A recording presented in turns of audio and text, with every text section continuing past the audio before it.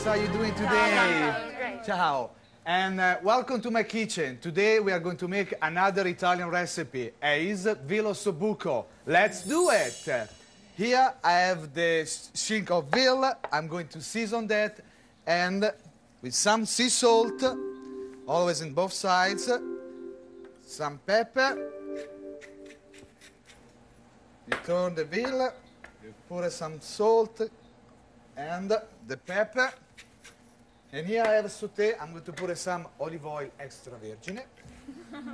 And Vilo Sobuco is a dish really popular in Milano. Milano is the town where I grew up when I was a kid.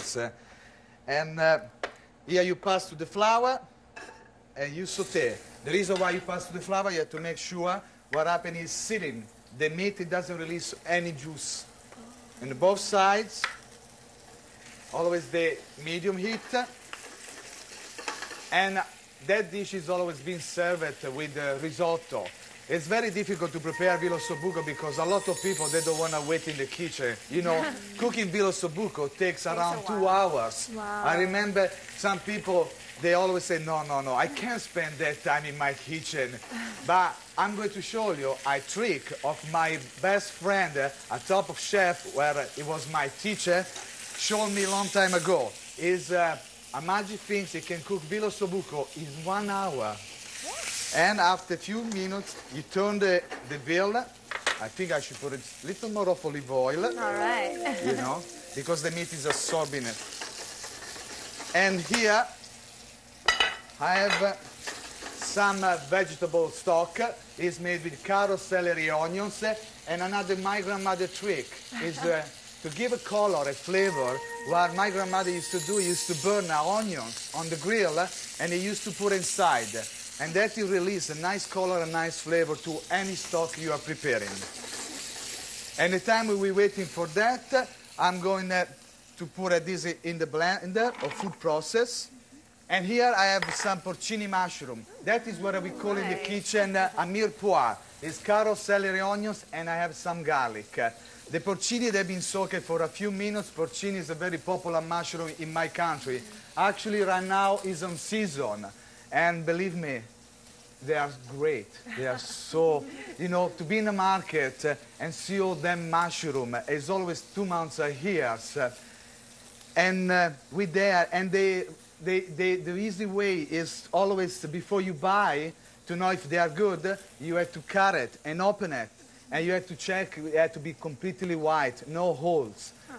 And after that, what you're doing, you take it home, you cut it, and you prepare with just some salt, and you put it in the saute with some shallots and olive oil. And non andate via, that means don't go away, we'll be right back.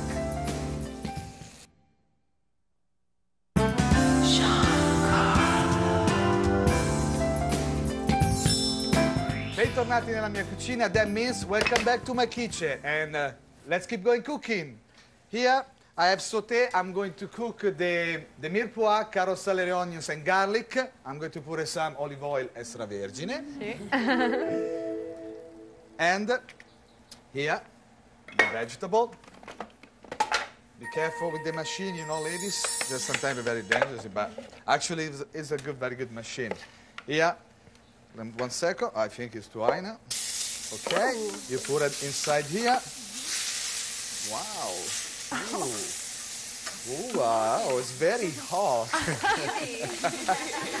Okay, mostly after that, few minutes, and let's put just a little more olive oil. Never too much. Yeah, because what happens is sometimes when you put the vegetable, they absorb it straight away the oil.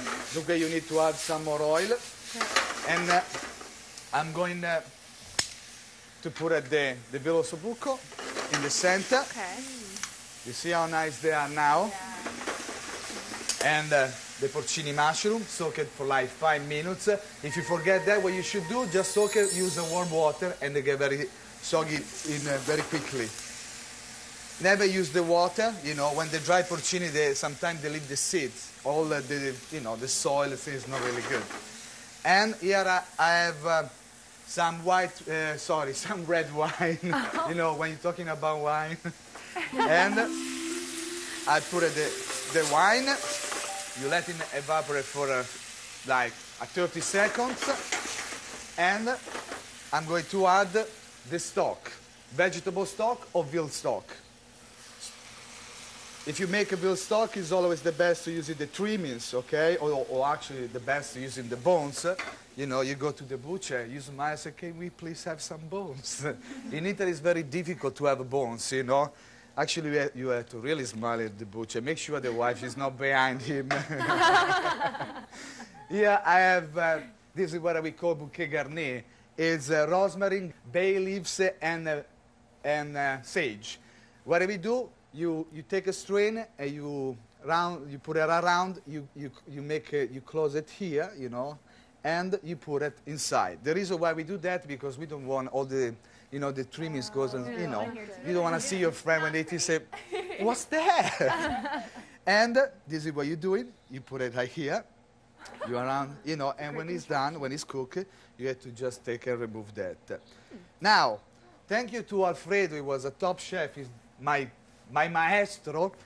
One day, what happened, it was a funny story. When I started to finish my cooking school, actually, what they done, they sent me work in this place. I was so excited until I walk inside there, and the chef take me to the plunge. I washed for 6 months, pot and dish. And after 6 months, Alfredo told me, here, trick is to use the baking soda. You put it inside, and what it does, the baking soda, it tenderizes the meat, and that veal ossobuco is going to be ready in 1 hour. And after that, you put in the oven 500 Fahrenheit for 1 hour. Non andate via, that means don't go away, we'll be right back.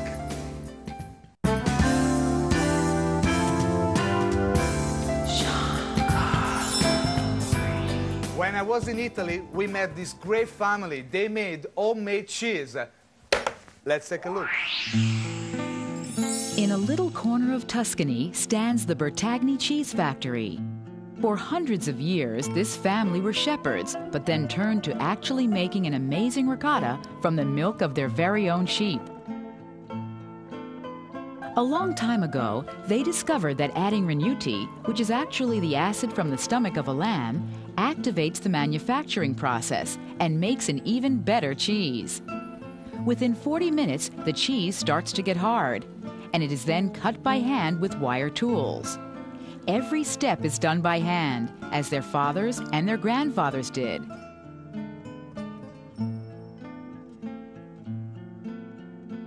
This is the centuries-old traditional way to package cheese.